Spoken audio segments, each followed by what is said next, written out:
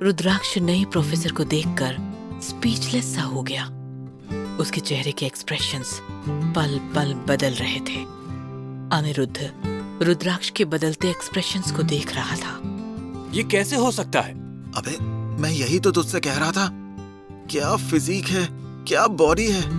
अनिरुद्ध को लगा रुद्राक्ष को भी नई प्रोफेसर के फिजिक ने अट्रैक्ट किया था, पर रुद्राक्ष इसलिए हैरान था क्योंकि नई प्रोफेसर की शक्ल इमॉर्टल वर्ल्ड की उसकी लवर नैना से हूबहू मिलती थी।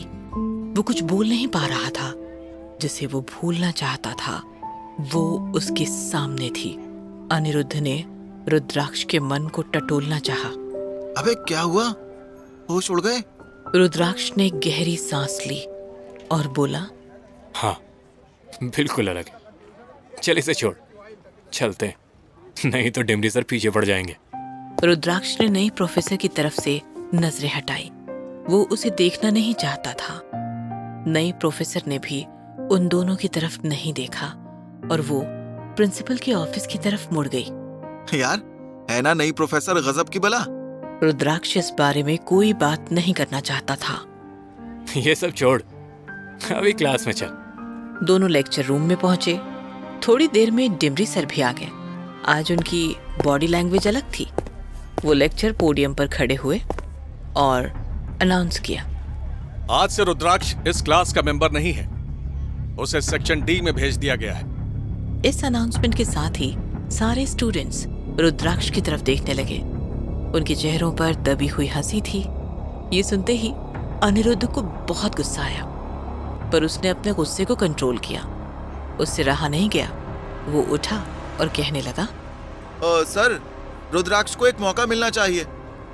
पिछले साल उसके सर पर लगी चोट से वो उबर गया है और मुझे लगता है कि 3 महीने बाद होने वाले सेमेस्टर एग्जाम में वो अच्छा करेगा। अनिरुद्ध की बात सुनकर प्रवीण डिमरी मन ही मन चिढ़ गए, पर वो अनिरुद्ध का बैकग्राउंड जानते थे, इसलिए थोड़ा पोलाइटली पेश आए। देखो अनिरुद्ध, मैं इसमें कुछ नहीं कर सकता। ये प्रिंसिपल का फैसला है और ये तो अच्छा है कि इसे कॉलेज से नहीं निकाला गया। पिछले 1 साल में जिस तरह का इसका परफॉर्मेंस और बिहेवियर रहा है, उस हिसाब से तो इसे कॉलेज से भी निकाला जा सकता था।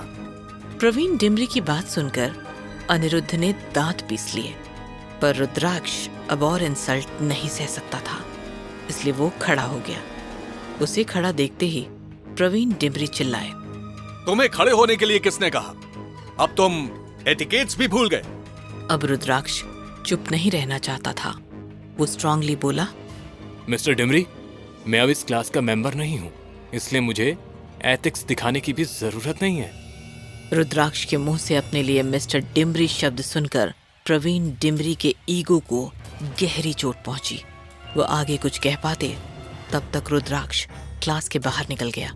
ये देखकर अनिरुद्ध से रहा नहीं गया और उसने कहा, एक्सक्यूज मी सर, मैं भी सेक्शन डी में जाने के लिए प्रिंसिपल को एप्लीकेशन दूंगा। अनिरुद्ध की बात सुनकर डिमरी थोड़ा झिझके।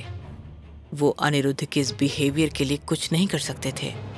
उन्होंने बहुत ही संयम से अनिरुद्ध को जवाब दिया, अनिरुद्ध, तुम्हें सेक्शन डी में भेजने के लिए मुझे तुम्हारे पेरेंट्स से बात करनी होगी।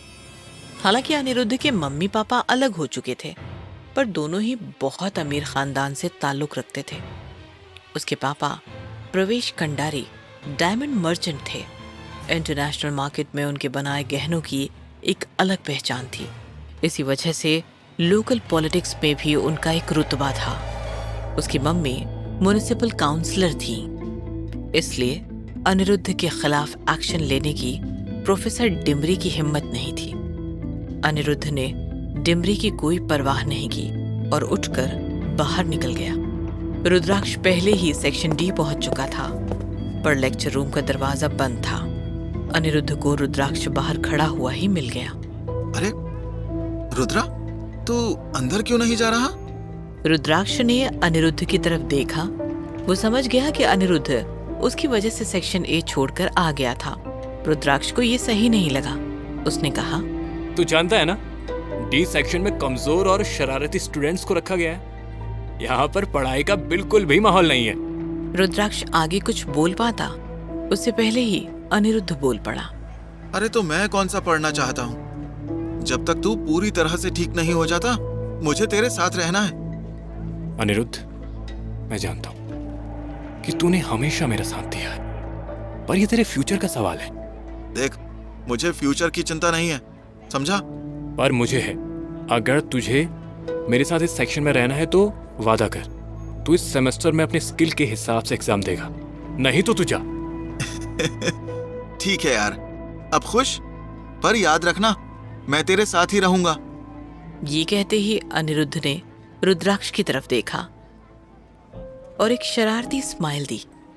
तभी उन दोनों की नजर तेजी से आ रही एक पतली, आकर्षक दिखने वाली एक लड़की पर पड़ी। वो लेक्चर रूम डी की तरफ आ रही थी। उसे देखते ही अनिरुद्ध के चेहरे पर शरारती मुस्कान बिखर गई। जैसे ही वो उनके करीब आई, अनिरुद्ध जोश के साथ आगे बढ़ा और बोला, मेरा नाम अनिरुद्ध है और ये मेरा दोस्त रुद्राक्ष है। उस लड़की ने चहकते हुए कहा। मेरा नाम व्याख्या है, तुम दोनों से मिलकर खुशी हुई। अनिरुद्ध भी खुश होकर बोला। हमें भी। रुद्राक्ष ने तिरछी नजर से अनिरुद्ध की तरफ देखा। तभी व्याख्या ने पूछा, पर तुम लोग यहाँ क्यों खड़े हो? अनिरुद्ध जवाब देता उससे पहले ही रुद्राक्ष बोल पड़ा। वो हमारा इस क्लास में आज पहला दिन है, तो हम प्रोफेसर के आने का वेट कर रहे हैं। ओह अच्छा। इतना कहते ही व्याख्या दरवाजे की तरफ बढ़ी, पर तभी रुद्राक्ष ने उसे रोक लिया। क्या आप रोज क्लास में लेट आती हैं? एक्चुअली रुद्राक्ष प्रोफेसर के इंतजार में दरवाजे के बाहर नहीं खड़ा था, बल्कि सच तो ये था कि जब वो सेक्शन डी में आया तो उसने अपनी शक्ति से देख लिया था कि अंदर बैठे स्टूडेंट्स ने दरवाजे पर इंक पॉट को इस तरह टंगाया था कि जो भी दरवाजा खोलेगा, इंक पॉट की इंक उसके ऊपर जा गिरेगी। इसलिए रुद्राक्ष दरवाजे पर खड़ा हो गया ताकि उससे पहले प्रोफेसर आए और स्टूडेंट्स की चाल नाकाम हो जाए। रुद्राक्ष ने व्याख्या की तरफ देखा। व्याख्या ने रुद्राक्ष की तरफ स्माइल किया और 2 कदम पीछे हटी। देखते ही देखते उसने दरवाजे पर किक मार दी। दरवाजा धड़ाम से खुला और इंक पॉट की इंक फर्श पर गिर गई। व्याख्या ने मुस्कुराकर रुद्राक्ष की तरफ देखा और बोली, अब तुम अंदर आ सकते हो। ये जाल मेरे लिए था, पर मुझे खुशी है कि तुमने मुझे बचाने की कोशिश की। अब से हम दोस्त हैं और क्लास में मैं तुम दोनों को प्रोटेक्ट करूंगी। रुद्राक्ष व्याख्या के बोल्ड बिहेवियर से इम्प्रेस हुआ, पर रुद्राक्ष अनिरुद्ध के बिना क्लास में नहीं जाना चाहता था। उसे पता था कि अभी अनिरुद्ध को क्लास में जाने की परमिशन नहीं मिली थी, इसलिए वो अनिरुद्ध के साथ प्रोफेसर का इंतजार करने लगा। जैसे ही व्याख्या लेक्चरर रूम में पहुंची, स्टूडेंट्स की निराशा भरी आवाज आई। ये आवाज इसलिए थी कि हमेशा की तरह व्याख्या आज भी उनके जाल में नहीं फंसी थी।